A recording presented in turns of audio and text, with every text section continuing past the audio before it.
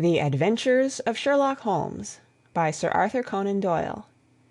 Adventure number 2. The Red-Headed League. I had called upon my friend, Mr. Sherlock Holmes, one day in the autumn of last year, and found him in deep conversation with a very stout, florid-faced, elderly gentleman with fiery red hair. With an apology for my intrusion, I was about to withdraw when Holmes pulled me abruptly into the room and closed the door behind me. "You could not possibly have come at a better time, my dear Watson," he said cordially. "I was afraid that you were engaged." "So I am, very much so." "Then I can wait in the next room." "Not at all. This gentleman, Mr. Wilson, has been my partner and helper in many of my most successful cases, and I have no doubt that he will be of the utmost use to me in yours also." The stout gentleman half rose from his chair and gave a bob of greeting, with a quick little questioning glance from his small, fat, encircled eyes. "Try the settee," said Holmes, relapsing into his armchair and putting his fingertips together, as was his custom when in judicial moods. "I know, my dear Watson, that you share my love of all that is bizarre and outside the conventions and humdrum routine of everyday life. You have shown your relish for it by the enthusiasm which has prompted you to chronicle, and, if you will excuse my saying so, somewhat to embellish so many of my own little adventures. Your cases have indeed been of the greatest interest to me," I observed. You will remember that I remarked the other day, just before we went into the very simple problem presented by Miss Mary Sutherland, that for strange effects and extraordinary combinations we must go to life itself, which is always far more daring than any effort of the imagination. A proposition which I took the liberty of doubting. You did, doctor, but none the less you must come round to my view, for otherwise I shall keep on piling fact upon fact on you, until your reason breaks down under them and acknowledges me to be right. Now, Mr. Jabez Wilson here has been good enough to call upon me this morning, and to begin a narrative which promises to be one of the most singular which I have listened to for some time. You have heard me remark that the strangest and most unique things are very often connected not with the larger but with the smaller crimes, and occasionally, indeed, where there is room for doubt whether any positive crime has been committed. As far as I have heard, it is impossible for me to say whether the present case is an instance of crime or not, but the course of events is certainly among the most singular that I have ever listened to. Perhaps, Mr. Wilson, you would have the great kindness to recommence your narrative. I ask you not merely because my friend Dr. Watson has not heard the opening part, but also because the peculiar nature of the story makes me anxious to have every possible detail from your lips. As a rule, when I have heard some slight indication in the course of events, I am able to guide myself by the thousands of other similar cases which occur to my memory. In the present instance, I am forced to admit that the facts are, to the best of my belief, unique. The portly client puffed out his chest with an appearance of some little pride, and pulled a dirty and wrinkled newspaper from the inside pocket of his greatcoat. As he glanced down the advertisement column, with his head thrust forward and the paper flattened out upon his knee, I took a good look at the man, and endeavored, after the fashion of my companion, to read the indications which might be presented by his dress or appearance. I did not gain very much, however, by my inspection. Our visitor bore every mark of being an average, commonplace British tradesman, obese, pompous, and slow. He wore rather baggy grey shepherd's check trousers, a not over-clean black frock-coat, unbuttoned in the front, and a drab waistcoat with a heavy brassy Albert chain, and a square pierced bit of metal dangling down as an ornament. A frayed top hat and a faded brown overcoat with a wrinkled velvet collar lay upon a chair beside him. Altogether, look as I would, there was nothing remarkable about the man save his blazing red head, and the expression of extreme chagrin and discontent upon his features. Sherlock Holmes's quick eye took in my occupation, and he shook his head with a smile as he noticed my questioning glances. Beyond the obvious facts that he has at some time done manual labor, that he takes snuff, that he is a Freemason, that he has been in China, and that he has done a considerable amount of writing lately, I can deduce nothing else." Mr. Jabez Wilson started up in his chair, with his forefinger upon the paper, but his eyes upon my companion. "How, in the name of good fortune, did you know all that, Mr. Holmes?" he asked. "How did you know, for example, that I did manual labor?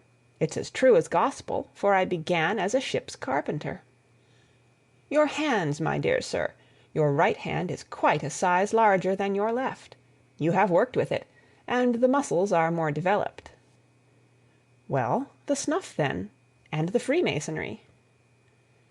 "I won't insult your intelligence by telling you how I read that, especially as, rather against the strict rules of your order, you use an arc and compass breastpin." "Ah, of course, I forgot that. But the writing?" "What else can be indicated by that right cuff, so very shiny for 5 inches, and the left one with the smooth patch near the elbow where you rested upon the desk?" "Well, but China?" "The fish that you have tattooed immediately above your right wrist could only have been done in China.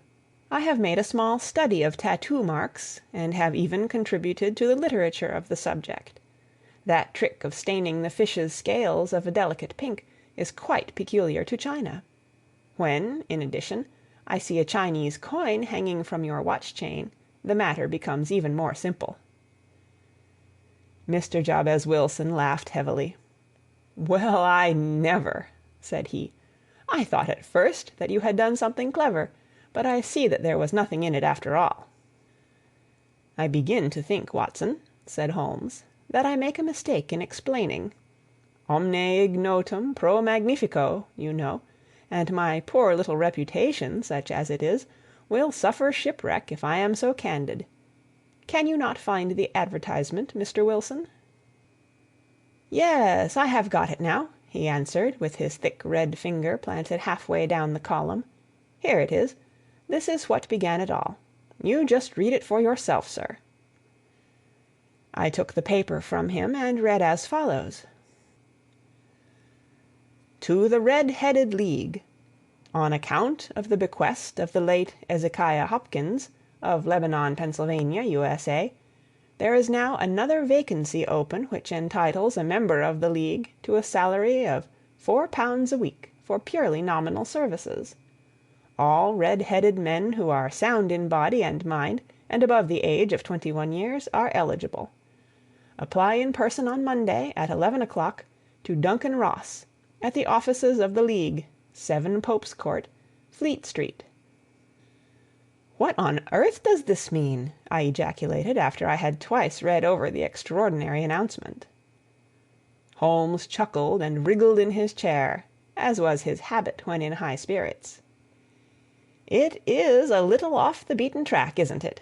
said he.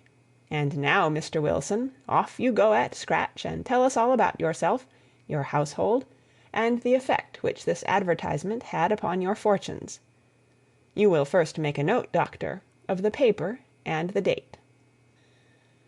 "It is the Morning Chronicle of April 27th, 1890, just 2 months ago."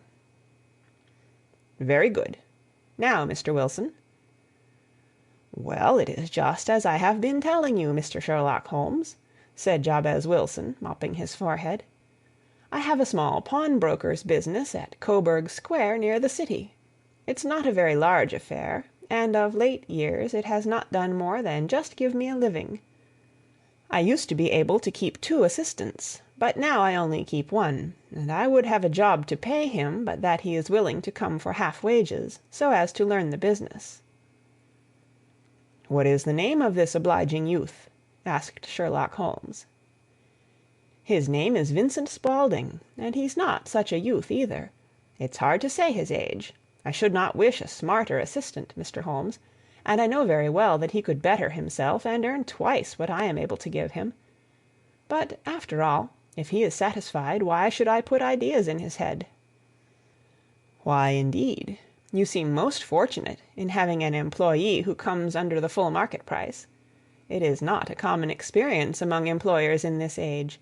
I don't know that your assistant is not as remarkable as your advertisement." "Oh, he has his faults, too," said Mr. Wilson. "Never was such a fellow for photography, snapping away with a camera when he ought to be improving his mind, and then diving down into the cellar like a rabbit into its hole to develop his pictures. That is his main fault, but on the whole he's a good worker.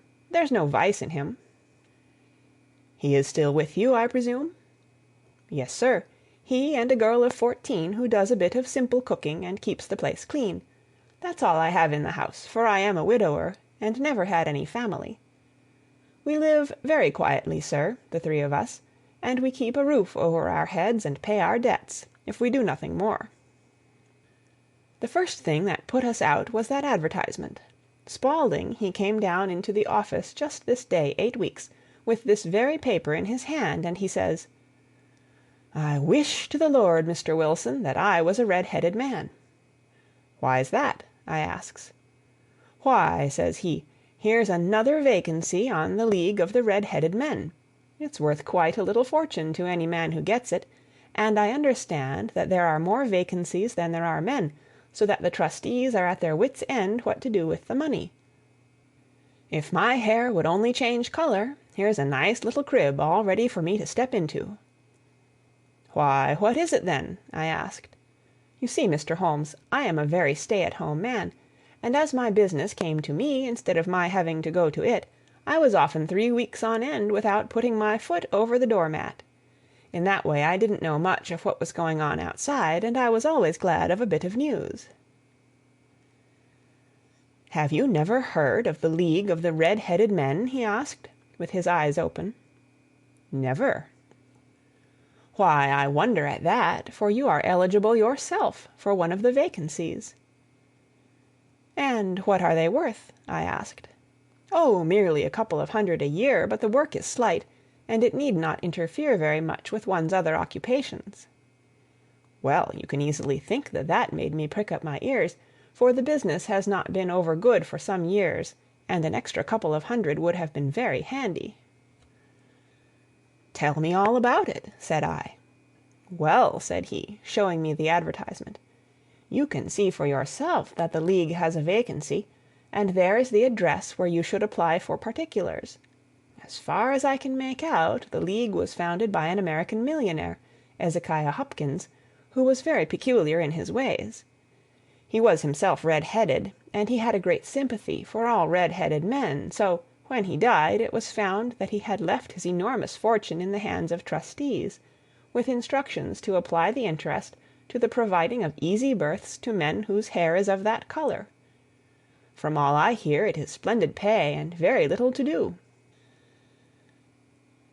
"But," said I, "there would be millions of red-headed men who would apply." "Not so many as you might think," he answered. "You see, it is really confined to Londoners and to grown men. This American had started from London when he was young, and he wanted to do the old town a good turn.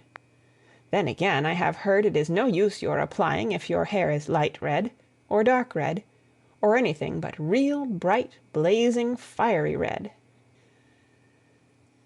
Now, if you cared to apply, Mr. Wilson, you would just walk in, but perhaps it would hardly be worth your while to put yourself out of the way for the sake of a few £100. Now, it is a fact, gentlemen, as you may see for yourselves, that my hair is of a very full and rich tint, so that it seemed to me that if there was to be any competition in the matter, I stood as good a chance as any man that I had ever met. Vincent Spaulding seemed to know so much about it that I thought he might prove useful, so I just ordered him to put up the shutters for the day, and to come right away with me. He was very willing to have a holiday, so we shut the business up and started off for the address that was given us in the advertisement. I never hope to see such a sight as that again, Mr. Holmes. From north, south, east, and west, every man who had a shade of red in his hair had tramped into the city to answer the advertisement.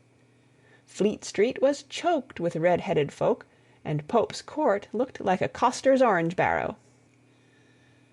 I should not have thought there were so many in the whole country as were brought together by that single advertisement. Every shade of colour they were: straw, lemon, orange, brick, Irish setter, liver, clay.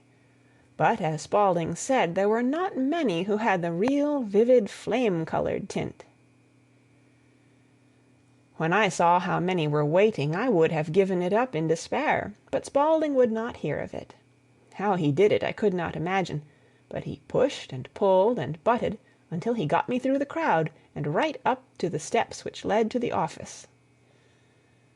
There was a double stream upon the stair, some going up in hope and some coming back dejected, but we wedged in as well as we could, and soon found ourselves in the office. "Your experience has been a most entertaining one," remarked Holmes, as his client paused and refreshed his memory with a huge pinch of snuff. "Pray continue your very interesting statement."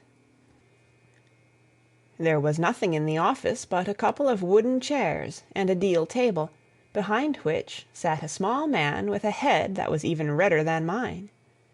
He said a few words to each candidate as he came up, and then he always managed to find some fault in them which would disqualify them. Getting a vacancy did not seem to be such a very easy matter after all. However, when our turn came, the little man was much more favourable to me than to any of the others, and he closed the door as we entered, so that he might have a private word with us. "This is Mr. Jabez Wilson," said my assistant, "and he is willing to fill a vacancy in the League." "And he is admirably suited for it," the other answered. "He has every requirement. I cannot recall when I have seen anything so fine." He took a step backward, cocked his head on one side, and gazed at my hair until I felt quite bashful. Then suddenly he plunged forward, wrung my hand, and congratulated me warmly on my success. "It would be injustice to hesitate," said he. "You will, however, I am sure, excuse me for taking an obvious precaution." With that he seized my hair in both his hands and tugged until I yelled with the pain. "There is water in your eyes," said he as he released me. "I perceive that all is as it should be, but we have to be careful, for we have twice been deceived by wigs and once by paint. I could tell you tales of cobbler's wax which would disgust you with human nature." He stepped over to the window and shouted through it at the top of his voice that the vacancy was filled. A groan of disappointment came up from below, and the folk all trooped away in different directions, until there was not a red head to be seen except my own, and that of the manager. "My name," said he, "is Mr. Duncan Ross, and I am myself one of the pensioners upon the fund left by our noble benefactor. Are you a married man, Mr. Wilson? Have you a family?" I answered that I had not. His face fell immediately. "Dear me," he said gravely, "that is very serious indeed. I am sorry to hear you say that. The fund was, of course, for the propagation and spread of the redheads as well as for their maintenance. It is exceedingly unfortunate that you should be a bachelor." My face lengthened at this, Mr. Holmes, for I thought that I was not to have the vacancy after all, but after thinking it over for a few minutes he said that it would be all right. "In the case of another," said he, "the objection might be fatal, but we must stretch a point in favor of a man with such a head of hair as yours. When shall you be able to enter upon your new duties?" "Well, it is a little awkward, for I have a business already," said I. "Oh, never mind about that, Mr. Wilson," said Vincent Spaulding. "I should be able to look after that for you." "What would be the hours?" I asked. 10 to 2. Now, a pawnbroker's business is mostly done of an evening, Mr. Holmes, especially Thursday and Friday evening, which is just before payday, so it would suit me very well to earn a little in the mornings. Besides, I knew that my assistant was a good man, and that he would see to anything that turned up. "That would suit me very well," said I. "And the pay?" "Is £4 a week." "And the work?" "Is purely nominal." What do you call purely nominal? Well, you have to be in the office, or at least in the building, the whole time. If you leave, you forfeit your whole position forever. The will is very clear upon that point. You don't comply with the conditions if you budge from the office during that time. It's only 4 hours a day, and I should not think of leaving, said I. No excuse will avail, said Mr. Duncan Ross. Neither sickness, nor business, nor anything else. There you must stay, or you lose your billet. And the work? Is to copy out the Encyclopedia Britannica. There is the first volume of it in that press. You must find your own ink, pens, and blotting paper, but we provide this table and chair. Will you be ready tomorrow? Certainly, I answered. Then good-bye, Mr. Jabez Wilson, and let me congratulate you once more on the important position which you have been fortunate enough to gain. He bowed me out of the room, and I went home with my assistant, hardly knowing what to say or do, I was so pleased at my own good fortune. Well, I thought over the matter all day, and by evening I was in low spirits again, for I had quite persuaded myself that the whole affair must be some great hoax or fraud, though what its object might be I could not imagine. It seemed altogether past belief that anyone could make such a will, or that they would pay such a sum for doing anything so simple as copying out the Encyclopedia Britannica. Vincent Spaulding did what he could to cheer me up, but by bedtime I had reasoned myself out of the whole thing. However, in the morning I determined to have a look at it anyhow, so I bought a penny bottle of ink, and with a quill pen and 7 sheets of foolscap paper I started off for Pope's Court. Well, to my surprise and delight, everything was as right as possible. The table was set out ready for me, and Mr. Duncan Ross was there to see that I got fairly to work. He started me off upon the letter A, and then he left me, but he would drop in from time to see that all was right with me. At 2 o'clock he bade me good day, complimented me upon the amount that I had written, and locked the door of the office after me. This went on day after day, Mr. Holmes, and on Saturday the manager came in and planked down 4 golden sovereigns for my week's work. It was the same next week, and the same the week after. Every morning I was there at 10, and every afternoon I left at 2. By degrees Mr. Duncan Ross took to coming in only once of a morning, and then after a time he did not come in at all. Still, of course, I never dared to leave the room for an instant, for I was not sure when he might come, and the billet was such a good one and suited me so well that I would not risk the loss of it. 8 weeks passed away like this, and I had written about abbots, and archery, and armour, and architecture, and Attica, and hoped with diligence that I might get on to the bees before very long. It cost me something in foolscap, and I had pretty nearly filled a shelf with my writings. And then suddenly the whole business came to an end. To an end? Yes, sir, and no later than this morning. I went to my work as usual at 10 o'clock, but the door was shut and locked, with a little square of cardboard hammered on to the middle of the panel with a tack. Here it is, and you can read for yourself. He held up a piece of white cardboard about the size of a sheet of notepaper. It read in this fashion: "The Red-Headed League is dissolved. October 9, 1890." Sherlock Holmes and I surveyed this curt announcement, and the rueful face behind it, until the comical side of the affair so completely overtopped every other consideration that we both burst out into a roar of laughter. "I cannot see that there is anything very funny," cried our client, flushing up to the roots of his flaming head. "If you can do nothing better than laugh at me, I can go elsewhere." "No, no," cried Holmes, shoving him back into the chair from which he had half risen. "I really wouldn't miss your case for the world. It is most refreshingly unusual, but there is, if you will excuse my saying so, something just a little funny about it. Pray, what steps did you take when you found the card upon the door?" "I was staggered, sir. I did not know what to do. Then I called at the offices round, but none of them seemed to know anything about it. Finally I went to the landlord, who is an accountant living on the ground floor, and I asked him if he could tell me what had become of the Red-headed League. He said that he had never heard of any such body. Then I asked him who Mr. Duncan Ross was. He answered that the name was new to him. "Well," said I, "the gentleman at number 4. "What, the red-headed man?" "Yes."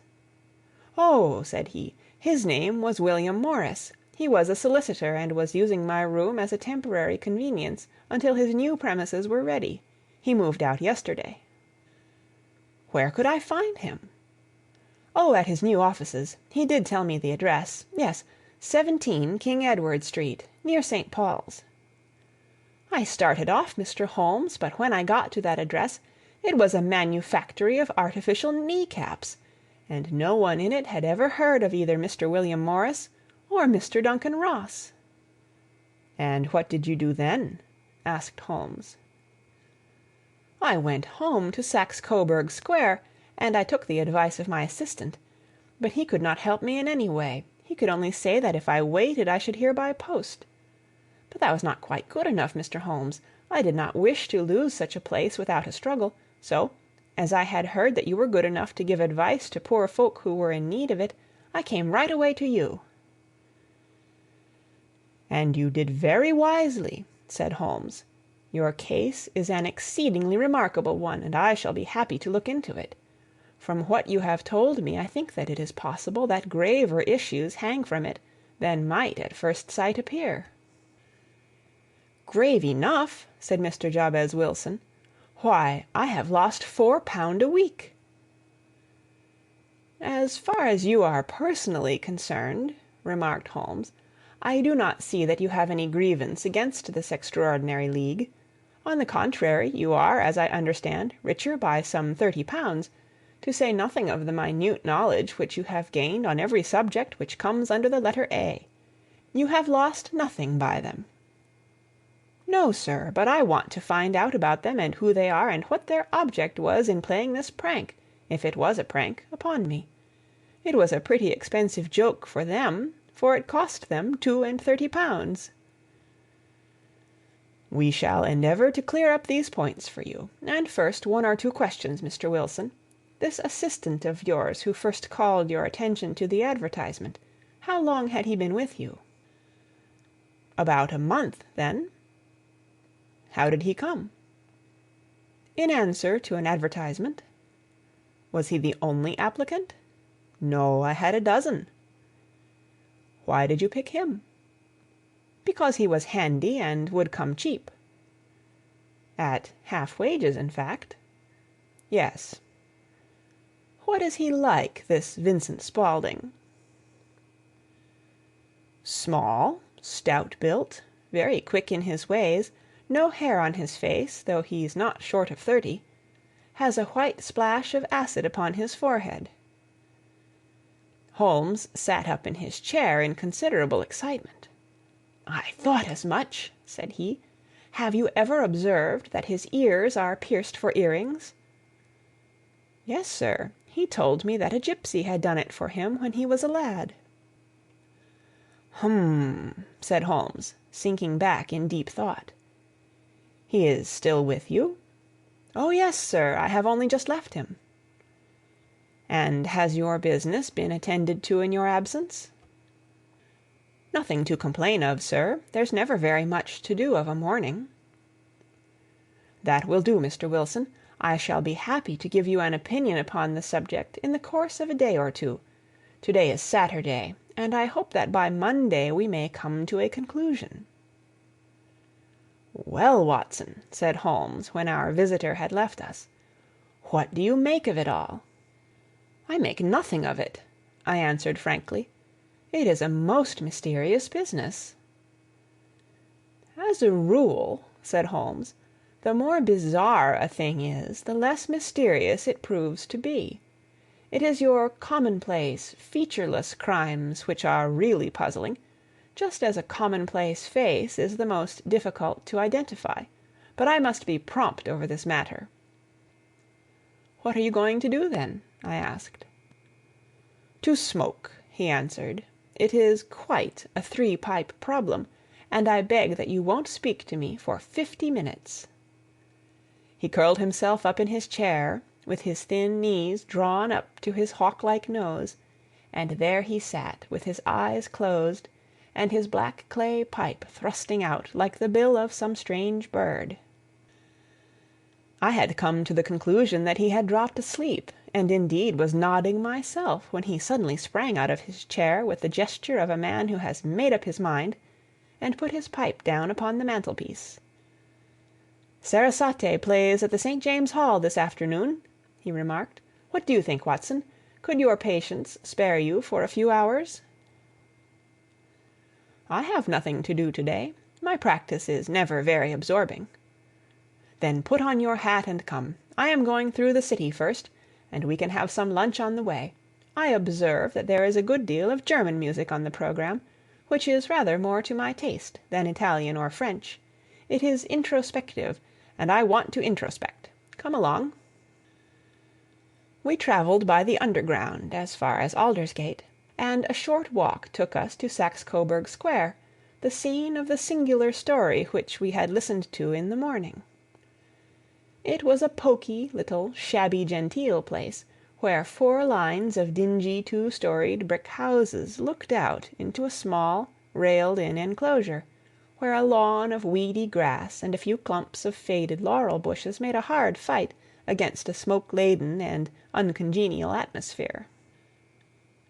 3 gilt balls and a brown board with "Jabez Wilson" in white letters upon a corner house announced the place where our red-headed client carried on his business. Sherlock Holmes stepped in front of it with his head on one side, and looked it all over, with his eyes shining brightly between puckered lids.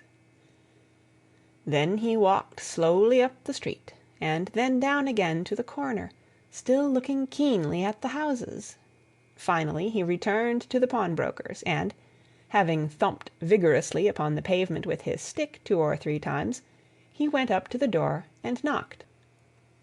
It was instantly opened by a bright-looking, clean-shaven young fellow, who asked him to step in.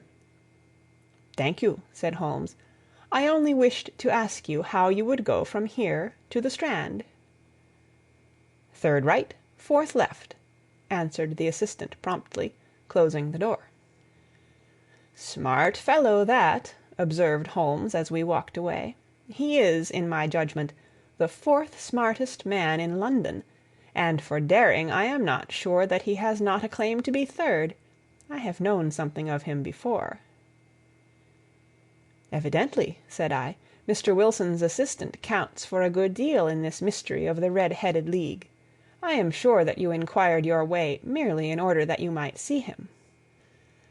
"Not him." "What then?" "The knees of his trousers." "And what did you see?"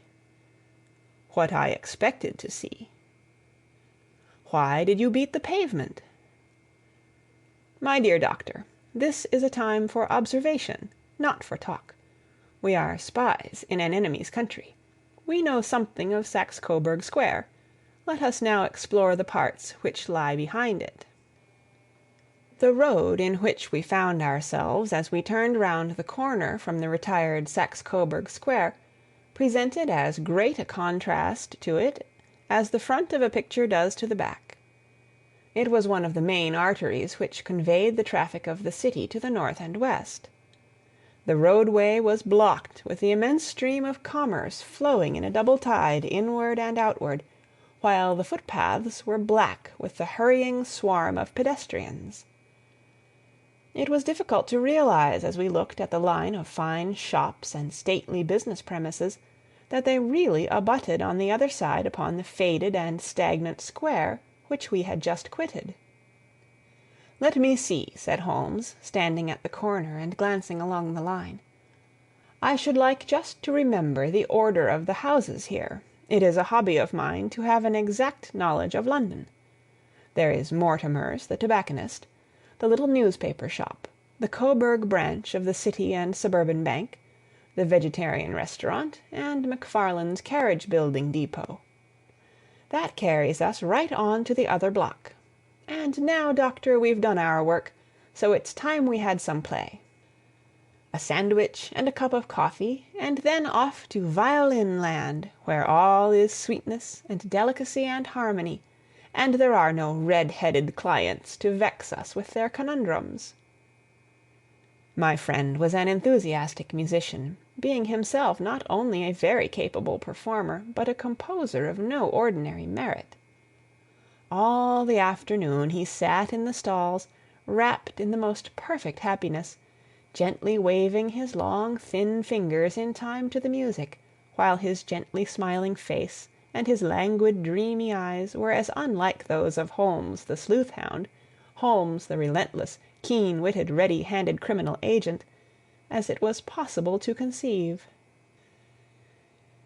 In his singular character the dual nature alternately asserted itself, and his extreme exactness and astuteness represented, as I have often thought, the reaction against the poetic and contemplative mood which occasionally predominated in him. The swing of his nature took him from extreme languor to devouring energy, and, as I knew well, he was never so truly formidable as when, for days on end, he had been lounging in his armchair amid his improvisations and his black-letter editions. Then it was that the lust of the chase would suddenly come upon him, and that his brilliant reasoning power would rise to the level of intuition, until those who were unacquainted with his methods would look askance at him as on a man whose knowledge was not that of other mortals. When I saw him that afternoon so enwrapped in the music at St. James's Hall, I felt that an evil time might be coming upon those whom he had set himself to hunt down. "You want to go home, no doubt, Doctor," he remarked as we emerged. "Yes, it would be as well." "And I have some business to do which will take some hours. This business at Coburg Square is serious." "Why serious?" "A considerable crime is in contemplation. I have every reason to believe that we shall be in time to stop it. But to-day being Saturday rather complicates matters. I shall want your help tonight." "At what time?" 10 will be early enough." "I shall be at Baker Street at 10." "Very well. And I say, Doctor, there may be some little danger, so kindly put your army revolver in your pocket." He waved his hand, turned on his heel, and disappeared in an instant among the crowd. I trust that I am not more dense than my neighbors, but I was always oppressed with a sense of my own stupidity in my dealings with Sherlock Holmes. Here I had heard what he had heard, I had seen what he had seen, and yet from his words it was evident that he saw clearly not only what had happened, but what was about to happen, while to me the whole business was still confused and grotesque.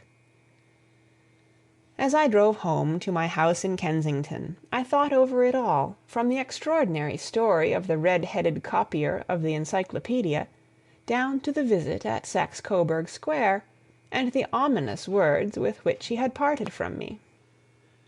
What was this nocturnal expedition, and why should I go armed? Where were we going, and what were we to do? I had the hint from Holmes that this smooth-faced pawnbroker's assistant was a formidable man, a man who might play a deep game. I tried to puzzle it out, but gave up in despair, and set the matter aside until night should bring an explanation. It was 9:15 when I started from home and made my way across the park, and so through Oxford Street to Baker Street. 2 hansoms were standing at the door, and as I entered the passage I heard the sound of voices from above. On entering his room I found Holmes in animated conversation with 2 men, one of whom I recognized as Peter Jones, the official police agent, while the other was a long, thin, sad-faced man, with a very shiny hat, and an oppressively respectable frock-coat. "Ha! Our party is complete," said Holmes, buttoning up his pea-jacket, and taking his heavy hunting crop from the rack. "Watson, I think you know Mr. Jones of Scotland Yard. Let me introduce you to Mr. Merryweather, who is to be our companion in to-night's adventure." "We're hunting in couples again, Doctor, you see," said Jones in his consequential way. "Our friend here is a wonderful man for starting a chase. All he wants is an old dog to help him do the running down." "I hope a wild goose may not prove to be the end of our chase," observed Mr. Merryweather gloomily. "You may place considerable confidence in Mr. Holmes, sir," said the police agent loftily. "He has his own little methods, which are, if he won't mind my saying so, just a little too theoretical and fantastic, but he has the makings of a detective in him. It is not too much to say that once or twice, as in that business of the Sholto murder and the Agra treasure, he has been more nearly correct than the official force." "Oh, if you say so, Mr. Jones, it is all right," said the stranger with deference. "Still, I confess that I miss my rubber. It is the first Saturday night for 27 years that I have not had my rubber." "I think you will find," said Sherlock Holmes, "that you will play for a higher stake to-night than you have ever done yet, and that the play will be more exciting. For you, Mr. Merryweather, the stake will be some £30,000, and for you, Jones, it will be the man upon whom you wish to lay your hands. John Clay, the murderer, thief, smasher, and forger. He's a young man, Mr. Merryweather, but he is at the head of his profession, and I would rather have my bracelets on him than on any criminal in London. He's a remarkable man, is young John Clay. His grandfather was a royal duke, and he himself has been to Eton and Oxford. His brain is as cunning as his fingers, and though we meet signs of him at every turn, we never know where to find the man himself. He'll crack a crib in Scotland one week, and be raising money to build an orphanage in Cornwall the next. I've been on his track for years, and have never set eyes on him yet." "I hope that I may have the pleasure of introducing you to-night. I've had one or two little turns also with Mr. John Clay, and I agree with you that he is at the head of his profession. It is past 10, however, and quite time that we started. If you two will take the first hansom, Watson and I will follow in the second." Sherlock Holmes was not very communicative during the long drive, and lay back in the cab humming the tunes which he had heard in the afternoon. We rattled through an endless labyrinth of gas-lit streets until we emerged into Farrington Street. "We are close there now," my friend remarked. "This fellow Merryweather is a bank director, and personally interested in the matter. I thought it as well to have Jones with us also. He is not a bad fellow, though an absolute imbecile in his profession. He has one positive virtue. He is as brave as a bulldog, and as tenacious as a lobster if he gets his claws upon anyone. Here we are, and they are waiting for us." We had reached the same crowded thoroughfare in which we had found ourselves in the morning. Our cabs were dismissed, and, following the guidance of Mr. Merryweather, we passed down a narrow passage and through a side door, which he opened for us. Within there was a small corridor, which ended in a very massive iron grate. This also was opened, and led down a flight of winding stone steps, which terminated at another formidable gate. Mr. Merryweather stopped to light a lantern, and then conducted us down a dark, earth-smelling passage, and so, after opening a third door, into a huge vault or cellar, which was piled all round with crates and massive boxes. "You are not very vulnerable from above," Holmes remarked as he held up the lantern and gazed about him. "Nor from below," said Mr. Merryweather, striking his stick upon the flags which lined the floor. "Why, dear me, it sounds quite hollow," he remarked, looking up in surprise. "I must really ask you to be a little more quiet," said Holmes severely. "You have already imperiled the whole success of our expedition. might I beg that you would have the goodness to sit down upon one of those boxes, and not to interfere?" The solemn Mr. Merryweather perched himself upon a crate, with a very injured expression upon his face, while Holmes fell upon his knees upon the floor, and, with the lantern and a magnifying lens, began to examine minutely the cracks between the stones. A few seconds sufficed to satisfy him, for he sprang to his feet again, and put his glass in his pocket. "We have at least an hour before us," he remarked, "for they can hardly take any steps until the good pawnbroker is safely in bed. Then they will not lose a minute, for the sooner they do their work the longer time they will have for their escape. We are at present, Doctor, as no doubt you have divined, in the cellar of the City branch of one of the principal London banks. Mr. Merryweather is the chairman of directors, and he will explain to you that there are reasons why the more daring criminals of London should take a considerable interest in this cellar at present." "It is our French gold," whispered the director. "We have had several warnings that an attempt might be made upon it." "Your French gold?" "Yes. We had occasion some months ago to strengthen our resources, and borrowed for that purpose 30,000 Napoleons from the Bank of France. It has become known that we have never had an occasion to unpack the money, and that it is still lying in our cellar. The crate upon which I sit contains 2,000 Napoleons, packed between layers of lead foil. Our reserve of bullion is much larger at present than is usually kept in a single branch office, and the directors have had misgivings upon the subject." "Which were very well justified," observed Holmes. "And now it is time that we arranged our little plans. I expect that within an hour matters will come to a head. In the meantime, Mr. Merryweather, we must put the screen over that dark lantern." "And sit in the dark?" "I am afraid so.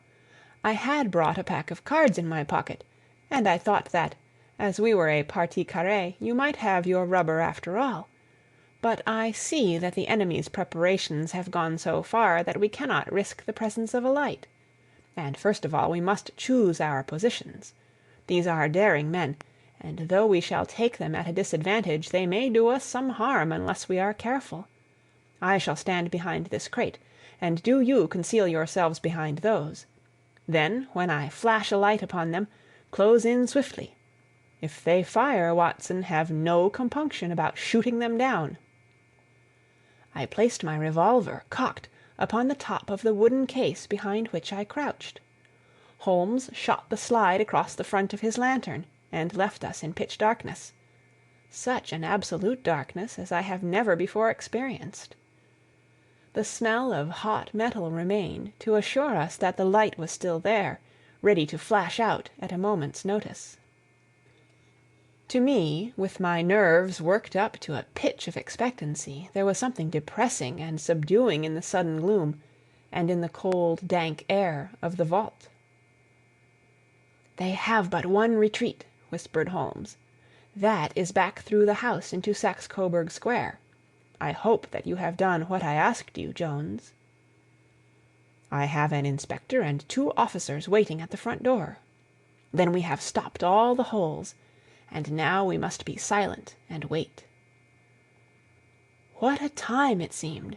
From comparing notes afterwards, it was but an hour and a quarter, yet it appeared to me that the night must have almost gone, and the dawn be breaking above us. My limbs were weary and stiff, for I feared to change my position, yet my nerves were worked up to the highest pitch of tension, and my hearing was so acute that I could not only hear the gentle breathing of my companions, but I could distinguish the deeper, heavier in-breath of the bulky Jones from the thin, sighing note of the bank director. From my position I could look over the case in the direction of the floor. Suddenly my eyes caught the glint of a light. At first it was but a lurid spark upon the stone pavement. Then it lengthened out until it became a yellow line, and then, without any warning or sound, a gash seemed to open, and a hand appeared, a white, almost womanly hand, which felt about in the center of the little area of light. For a minute or more the hand, with its writhing fingers, protruded out of the floor. Then it was withdrawn as suddenly as it appeared, and all was dark again save the single lurid spark which marked a chink between the stones. Its disappearance, however, was but momentary. With a rending, tearing sound, one of the broad, white stones turned over upon its side, and left a square, gaping hole, through which streamed the light of a lantern. Over the edge there peeped a clean-cut, boyish face, which looked keenly about it, and then, with a hand on either side of the aperture, drew itself shoulder-high and waist-high, until one knee rested upon the edge. In another instant he stood at the side of the hole and was hauling after him a companion, lithe and small like himself, with a pale face and a shock of very red hair. "It's all clear," he whispered. "Have you the chisel and the bags?" "Great Scott! Jump, Archie, jump, and I'll swing for it." Sherlock Holmes had sprung out and seized the intruder by the collar. The other dived down the hole, and I heard the sound of rending cloth as Jones clutched at his skirts. The light flashed upon the barrel of a revolver, but Holmes's hunting crop came down on the man's wrist, and the pistol clinked upon the stone floor. "It's no use, John Clay," said Holmes blandly. "You have no chance at all." "So I see," the other answered, with the utmost coolness. "I fancy that my pal is all right, though I see you have got his coat-tails." "There are 3 men waiting for him at the door," said Holmes. "Oh, indeed! You seem to have done the thing very completely. I must compliment you." "And I you," Holmes answered. "Your red-headed idea was very new and effective." "You'll see your pal again presently," said Jones. "He's quicker at climbing down holes than I am. Just hold out while I fix the derbies." "I beg that you will not touch me with your filthy hands," remarked our prisoner as the handcuffs clattered upon his wrists. "You may not be aware that I have royal blood in my veins. Have the goodness also, when you address me, always to say 'sir' and 'please.'" "All right," said Jones, with a stare and a snigger. "Well, would you please, sir, march upstairs, where we can get a cab to carry your highness to the police station?" "That is better," said John Clay serenely. He made a sweeping bow to the 3 of us, and walked quietly off in the custody of the detective. "Really, Mr. Holmes," said Mr. Merryweather, as we followed them from the cellar, "I do not know how the bank can thank you or repay you. There is no doubt that you have detected and defeated, in the most complete manner, one of the most determined attempts at bank robbery that have ever come within my experience." "I have had 1 or 2 little scores of my own to settle with Mr. John Clay," said Holmes. "I have been at some small expense over this matter, which I shall expect the bank to refund, but beyond that I am amply repaid by having had an experience which is in many ways unique, and by hearing the very remarkable narrative of the Red-headed League.